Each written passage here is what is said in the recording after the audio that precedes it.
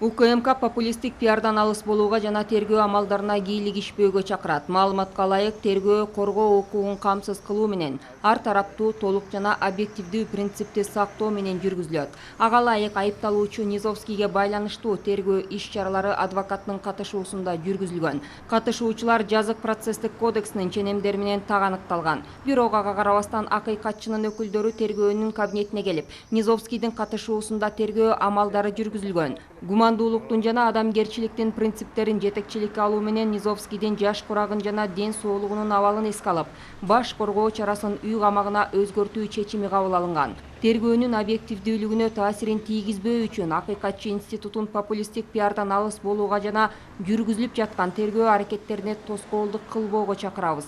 Ошону менен бирге УКМК мыйзамдын талаптарына ылайык УКМК убактылуу кармоочу жайына жана тергөө камак жайына кармалгандарга, камакка алынгандарга акыйкатчы аппаратынын өкүлдөрү тоскоолдуксуз кирип чыгуусун камсыздап жатканын белгилеп кетебиз деп айтылат маалыматта.